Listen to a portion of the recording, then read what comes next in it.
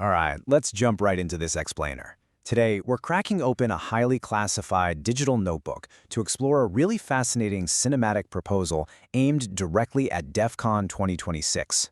We're looking at a post-submission dossier called The Machine and the Flapwings. And honestly, what it exposes is a terrifying repeating pattern: the systemic criminalization of ethical cybersecurity researchers. Throughout this explainer, we are going to unpack exactly how fiction bled into reality, how state institutions constantly default to scapegoating, and most importantly, how the security community can legally and tactically fight back. Now take a look at this quote from Alberto Daniel Hill. In 2014, a movie called The Algorithm warned us, "This is not fiction, this is my life, and it is repeating right now." Wow, I mean, that instantly blurs the line between a cinematic cyber thriller and a horrifying real-world pattern, doesn't it? He anchors his DEF CON pitch with this exact sentiment, arguing that the warnings we saw in pop culture over a decade ago aren't just entertainment anymore. The source material makes a really compelling case that these are active blueprints of systemic injustice happening to security professionals right now. And, the parallels here are honestly chilling. On one side, you have a 2014 fictional film called The Algorithm. It featured a fictional hacker whose entire life is targeted by the state just to contain a leak. But then, just 3 years later, Alberto Hill lived that exact reality. After he ethically reported software flaws, those reports were just ignored. And when an unrelated threat actor later exploited those exact vulnerabilities, the state's security apparatus defaulted to the easiest target. They framed Hill. They threw him into a maximum security prison, seized his assets, and induced a medical coma. It's a classic case where the institution defaults to destroying the messenger rather than, actually fixing its own broken systems. So looking at the timeline, it becomes super clear that this destruction of ethical hackers wasn't just a one-off mistake. It's essentially an automated loop. We start with the cinematic warning back in 2014, and then move to Hill's real-world prosecution in 2017.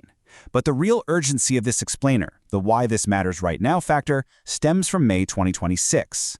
A massive identity collapse in Latin America triggers the exact same playbook from state authorities. The dossier highlights that this isn't an anomaly at all, it is an active, ongoing mechanism. So, what's actually driving this endless cycle? Well, to explain this, the dossier leans on a really powerful allegory from Hill's late mentor, Alan J. Friedman.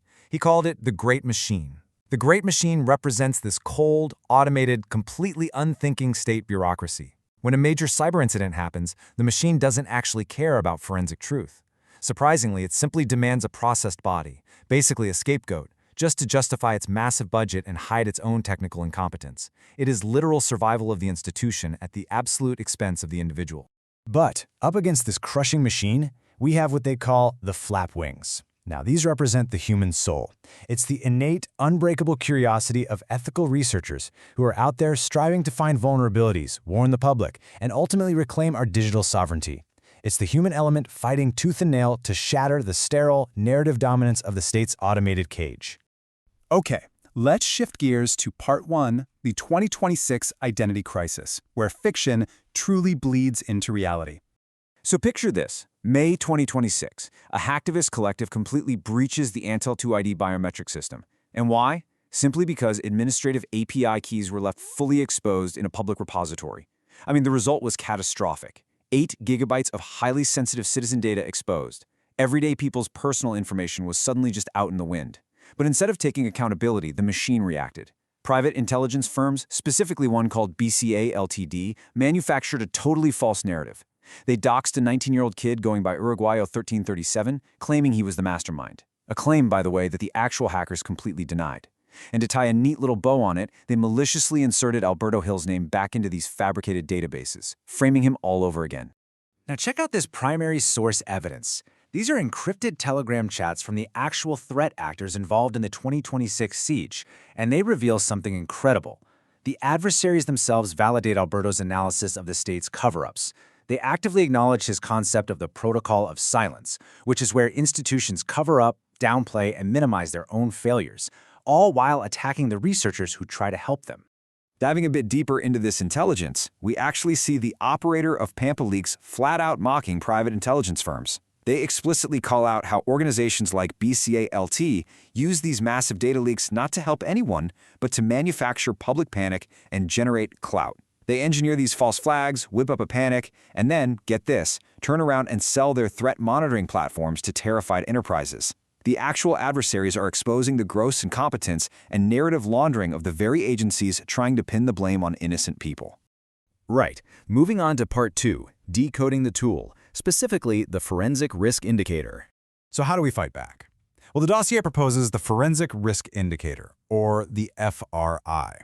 This isn't some predictive AI system. Actually, it's more like a lightweight classification model that tracks observable breakdowns in how investigations are handled. It scores 5 specific signals from 0 to 2. It looks at crucial things like, are they actually following the chain of custody? Is their story about who did the hack constantly changing? Are they aggressively threatening journalists and researchers instead of just being transparent? By scoring these specific metrics, it takes the guesswork out and lets us mathematically evaluate an investigation's true integrity.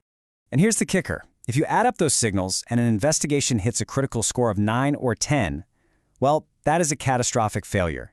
A score this high makes it mathematically, objectively clear that the state or the institution is prioritizing its own self-preservation and PR over actual technical truth.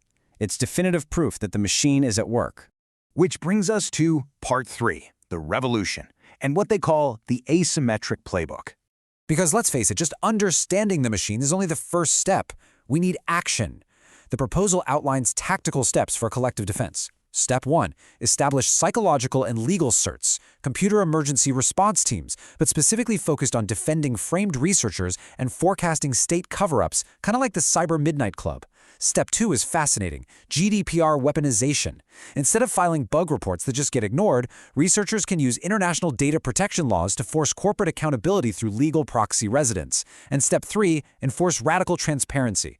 When the state defaults to that protocol of silence, the community has to loudly and publicly document the forensic malpractice. But none of this works in a vacuum. It absolutely requires absolute unity. This entire playbook has to be anchored by the hacking is not a crime movement. This is the banner under which the community must legally mandate safe harbors. We have to create an environment where good faith vulnerability disclosure doesn't literally result in a SWAT team breaking down your door. We absolutely must stop the state from arbitrarily punishing digital curiosity. Which brings us to the final, haunting question of this explainer. The machine is live right now. It is actively processing bodies, ruining lives, and prioritizing its narrative over the truth. So we have to ask ourselves this question before it comes for the next ethical hacker. Will we let the machine erase another generation of researchers? The tools for defense are finally there. Now, it's totally up to the community to use them.